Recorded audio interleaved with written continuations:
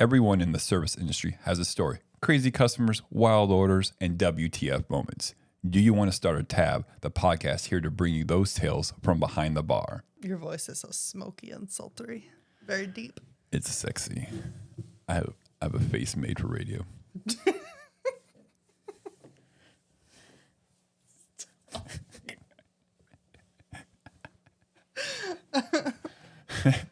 My name is Carl. I've been bartending for almost 11 years now with some stories and tales to share with everyone. Yep. And you are? I'm Riley. I have less experience, but a lot of fun watching him work. So I have some of my own stories from the other side of the bar. I have a permanent stalker or a groupie. You hitched your wagon to mine. I come sit at your bar because it's fun to watch you work. And plus we actually get to spend time together. That's the only time we get to. All right. So what we do on this podcast is find stories on the internet and read them, and we give you our opinion about the customer, the interaction to the bartender or person in the service industry. Because I'm feeling we'll get to servers too, because we both have been servers also. Yes. So yes, we would prefer to read stories submitted to us on our Reddit thread or on our social medias at. Do you want to start a tab? Yes, it's long, but you can find it. I promise. All the words are easy to spell.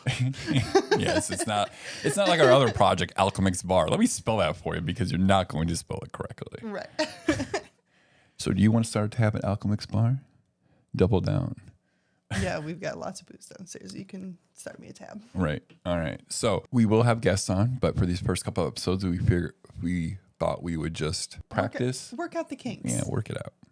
I like to work out the kinks with you. Oh, do you? There's a lot of kinks. Yes. Lots of kinks. Stop. Okay. All right. So I'm going to go ahead and start this episode, and we are going to do Screw the Tip. All right. So this was on the Bartender Stories subreddit, and the post is by Aggressive Video 368. Another great one. Yeah, whatever. And the headline is, or the title of this is, Screw the Tip. I work in a brewery. We carry a limited selection of spirits and wine. 2 uptight patrons came in picking at the limited wine list. They asked to sample a couple, complaining the whole time. Hold on, sorry. What we forgot to say is we are just going to read these as is and not fix the grammar issues. As much as I can do that. Right, yeah.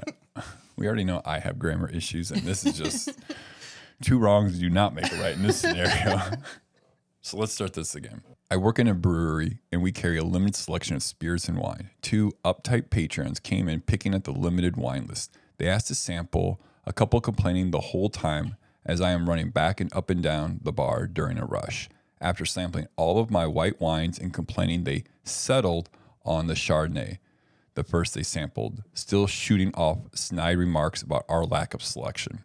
They mentioned going wine tasting the next day, and I mentioned they should ask to sample their best beers while at the winery. They looked at me with disdain and asked why they would do that. I said, because you just did the same thing in a brewery. Sometimes you just have to say what you want to and fuck the tip for your own satisfaction. That's phenomenal. That is absolutely the right thing that should be said. Was it an asshole move? Yes. Was it valid? Absolutely. I relate to this in so many levels because this happens all the time. Thing, I'm sure. Oh yeah, it's like, do you know the surroundings that you came into? You came into a brewery, so you have to expect like their wine and liquor selection, if they have any of that, is going to be mediocre at best, and just to satisfy that need of offering. Yeah, it's to satisfy the needs of people whose friends don't drink beer. Right. You had so many similar stories when you worked at the brewery about people asking for a Bud Light. Yep. Or Busch Light. We're in Iowa. It's Busch Light. Yep. And we used to not carry it because we had our own Pilsner on tap and we wanted to push that. But then we found out that we were losing large parties, because that one or out of it, like a group of 10, one or two guys or females would only drink like, let's say Ultra or Budweiser or Bud Light. They'd only drink that and refuse to drink anything else. Like not even like just go in and drink water, or like a pop. They would not come in because we wouldn't have that. So eventually we started carrying, I think, Busch Light, Bud Light, and Ultra, and we would charge $5 for a bottle. And most people never said anything really. But when they did, like, why am I paying $5 for this? I'm like, well, first of all, we sell our own Pilsner for $5. You get 4 more ounces for free, and it's another whole percent higher. So you're gonna get more alcohol per content, and it's our product. So you're at our brewery. We want you to buy our stuff. But if you do not want that, we're going to charge you the exact same price for what you want, and fucking deal with it. I didn't say it like that. I just said it really quick and just like, you know what, we have this, try this. And I would, before people would order, or they would order a Bud Light, we would say, hey, do you want to sample our Pilsner? And sometimes like, okay. And I would say about 50-50, like, you know what, that's good. I'll just go with that. And others like, nope, I only drink this. And if you only drink Busch Light, Michelob Ultra, right. Just, I mean, like, if that's all you drink, that's fine, whatever. But it's also like, stop putting your single narrow requests on everyone else to accommodate you. Right. Like, why aren't you? I have a hard time understanding people who aren't willing to be open to new experiences. Mm-hmm. Like, if I'm going to a brewery, I'm just not going to go to a brewery if I'm not going to try their beers. Right. I mean, we had plenty of people that would come to the brewery when their husband or wife was gluten-free. Right. And they would still come and drink water or pop or some shit that, right. it just always blew my mind. And like I said, people that bitched about the price wasn't a lot. So back to this actual story. I've had people like this at my bar where they go through everything. I mean, even at the hotel bar I work at, we only have like one Chardonnay, one Cab, one Malbec and stuff. And people are like, how is it? I go, it's a glass of wine. Like, and they look at me like I'm an asshole for saying that. But I'm like, I'm not going to sit here and just describe you the wine flavor profiles. I'll let you sample it, but like, it's a solid glass of wine. It's not going to knock your socks off. And, and somebody like, you're not doing a great job of selling it. I'm like, well, we only have one. Like, you either want it or you don't. I think he said the best response he could. Absolutely. Because these women are maybe they're not wasting his time, but at first he doesn't know that, right? They just maybe don't know what they want. That's fine. And then they keep making the rude comments after they get what they want. It's like, right. What do you expect? If you don't like it, leave. Right. Like, I didn't force you to come here. Right. You walked in here. Right. You know what I have now. So I definitely would have said something very similar to that point. The closest thing I can think of right now that I get all the time is people will walk in the doors and they're not even 4 feet inside the building in the bar I work at. They're not even at a table or the bar yet. And if we're slow and it's just me or another person, they go, how's your old fashioned? Mm-hmm. Or do you make a good old fashioned? Some variation of that, which that was going to be the name of this podcast. And I go, it's the worst in town. And they look at me like, why would you say that? And I go, why would you ask me that question? Like, what do you want me to say? Like, yeah, make a good one. Yeah, you want the answer to be, I make a good one. So why don't you just order the fucking old fashioned before and bypass this stupid question? Like, I don't get it. You just don't like people to ask questions. So anyway, back to this story. Yes, back to this story. But that's my similar statement to that, and those women probably left all pissed off saying that this is an asshole bartender, and stuff like that. But maybe the next day they went to wherever they were going to go and realized he was right. I guarantee one of the two probably figured out. They would never admit it, right? But they probably felt it. And they went to their husband, Steve, man, I gave it to this kid the other day by accident. I didn't mean to, but... And he's like, how many Chardonnays did you have before you went there, Susan? What would you rate this story on a scale of 1, which is an average experience as a bartender or bar patron, depending on the story, and to 5, which is that's wild, noteworthy, not a common experience? I would give this just a 1. This happens all the time. it goes back to just customers being rude, just being subtle about it. They don't know what they're even saying or how they don't even know how they're acting. Right. And the bartender just said, "Fuck it, I'm going to show you how you're acting, or I'm going to be snarky to you because of the situation. You might understand where I'm coming from now." Right. Yeah. I mean, actually, you know what? I'm going to go, this is a 3. Right. Because if I was sitting on a stool next to these people, I can't think of a single time in memory that I saw a bartender like give it to them like that. Right. Like, I see you do it a lot, but like you're a different breed. Right. But like, yeah, this bartender, I want to say the bartender dished it out. Right. And I like that. All right. So we have a comment here real quick, and the OP replied to the comment. So I haven't even read this yet. So the comment was, "I work at a dive bar and it always cracks me up when people ask for a wine list. I say, we don't have one of those. It's literally the best feeling. So good." "Oh, okay. What wine brands do you carry?" "Whatever was the cheapest, shittiest sale wine that the distributor was offering. I can make a fantastic cocktail though, or you can drink a Mick Ultra and pretend to be a regular human for the night. Telling people no is literally better than an orgasm at this point. It's so satisfying." And you know what? That's so right too. That's so right. There's so many stories I had that I love telling people no. And then the OP responded to that comment, goes, "I'm actually a wine drinker and I never pull this shit. I gauge the environment I am before I order. My local dive bar will just give me a glass of something red and I will drink it and appreciate it." And see, that's what you need to do. Right. Like, it's fine if you go ask for a list, like, because you just never know, right? Like, maybe they have something and they'll give it to you. But if they just don't offer what you're looking for, either just accept it or just get something else. Right. If I walk into a dive bar, I know that my choice of drink is not going to be available to me. Right. But a gin and lemonade will do just fine. Yeah, absolutely. All right. You ready for your story? Let's hear it. I am. So this is also from Bartender Stories subreddit, submitted by Sindustry Reg.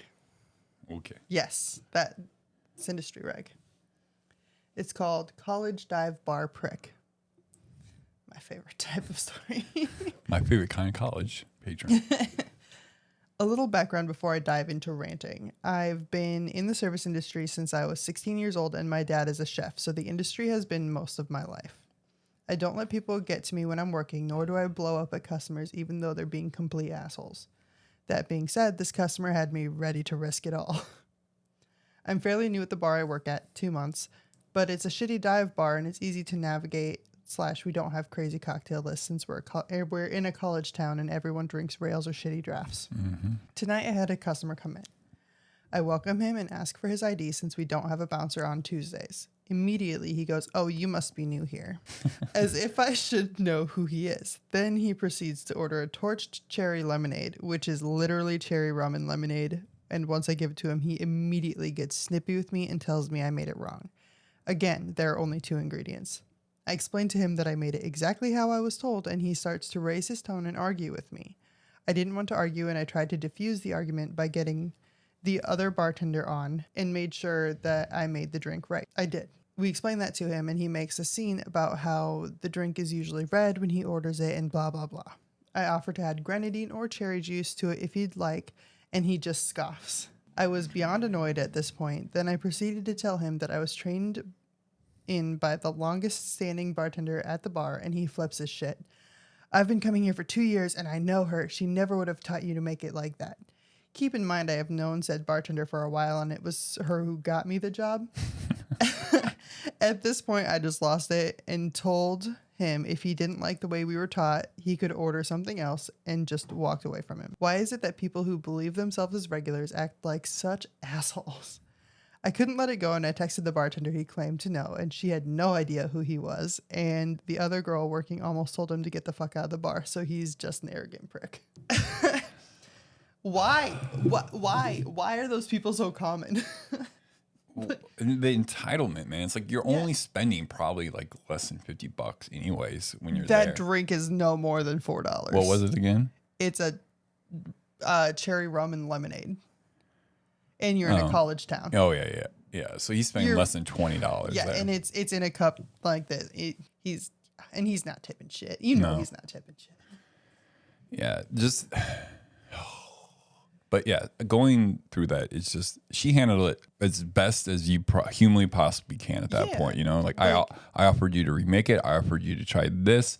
I reached out to the people that trained me. Right. Like there's nothing else more that she could have done to help this guy. Either he got fired or like broken up with like earlier that day, and it just sucks that everyone wants to take out their anger on the bartender, the person that's sitting there trying to help you. Right. Get through whatever shit you're going through, and you're just laying in them. Right. Well, and this guy strikes me as like the guy who's just a dick to the new people. Mm-hmm. Because like she said she had just started there. Right. She'd been there for 2 months. He obviously would have seen her if he was a regular, but that's just me. Right. If she'd been working there for 2 months. Right. He wanted to pick on the new person. He wanted to make her feel bad. And that was his whole goal in this situation. Like people like that just want to make you feel bad. Right. And I hate that. Definitely does suck. Like, yeah, I don't know. It's like, is he already trying to push his limits to it to like see how far she'll go? You know, like, is he trying to like do this to get a reaction out of her and like or is he trying to offer her, or is he trying to get free drinks out of her? Right. That's guaranteed what he's trying to do. Yeah. But it's also funny. Like I called the regular bartender and they have no idea who that is. It's like either he could be a regular and you just don't know, like, or what? I don't know. It's interesting. Yeah. But people say like, oh, this is my second time here. It makes him a regular too. It's like, no, motherfucker. Like it's your second time. No, you're here at least twice a month if you're a regular. Right. Yeah, it is. The bartenders have to know your face and generally have an idea of what you usually drink for you to be considered a regular. Right. Yeah, exactly. Just don't treat your bartenders like shit, or anyone in the service industry like shit. Don't treat anybody like shit. Right. let's go there, but especially people who can fuck with your food or your drinks. I mean, we've all seen Waiting. If you haven't, We have. Pause this motherfucker and go back and watch it right now. Right. Like, don't give her a hard time, man. It's her second month. She's telling you this is what I learned. And she sounds like she knows her stuff. Like, and it's a rum and lemonade. Right. That's all it is. It's a rum and lemonade. At that point, you wonder, did he order the wrong thing? Right. What if he's just in the wrong fucking bar? What if the bar he usually goes to is like right next door? And he's always drunk when he goes there, so he has no idea where. Well, I mean, I don't know. You'd have to. Or what if he's so drunk right now he just doesn't know he's in the wrong bar? I mean, that's highly unlikely, but it'd be fucking funny if it was like that. That would be sad. I mean, yes, that would be sad on because of the way he's treating these people, like, you know. Right. But no, this guy just generally wants to feel powerful. He wants to feel like a man, and he wants to berate people because it makes him feel good. Right. Well, maybe he just started earning less money than his wife started earning. Now he has to be the bitch and go grocery shopping. God forbid. God forbid. Oh God. I'll give the story too because first of all, the guy's a super big asshole, you know, for no reason at all. Right. And just not accepting what this bartender's doing. This bartender is going out of her way to make this situation right. Right. And she's handling it like a champ. Yes. Like some people after that third time, I'd have been like, dude, then I don't know what the fuck else to tell you. Get the fuck out. Yeah. When you're new, you don't go down that road, right? Like if you're new at a bar for the first 6 months, you kind of just, you want to make everyone happy. You want to do the right thing all the time. Then once you're in there and you've been slaughtered and you're just like, fuck off. I don't have time for this shit. Yeah. As a woman who's been a bartender, I'm going to say this is a lot more common than probably for you. Yeah. So I'm going to go, this is a 1.8 because the bartender held her own even though she was new. Right. You're just saying women get picked on more in this environment. Well, men feel like they can be powerful and just treat you like you know nothing because you're a woman. Right. And I had that so many times when I was a server. It was so dumb. But yeah, there we go. There's our 2 stories for today. Let us know what you think. Follow us on Do You Want to Start a Tab on Reddit. We have a subreddit. You'll find the link in the notes or in whatever platform you're listening this to. Yep. We have Instagram and Facebook. Leave us a story on one of those platforms and we will read it and dissect it. Yes. And not put it back together. Offer our commentary. I think today we learned that people are going to be assholes. That's what we took away from I'm this. pretty sure that's going to be what almost every podcast episode is going to be. Like, Well, dude, don't be. today we learned don't manipulate your bartenders into serving you more and then try to drive home. That's all we learned. That was episode 1. This is episode 2.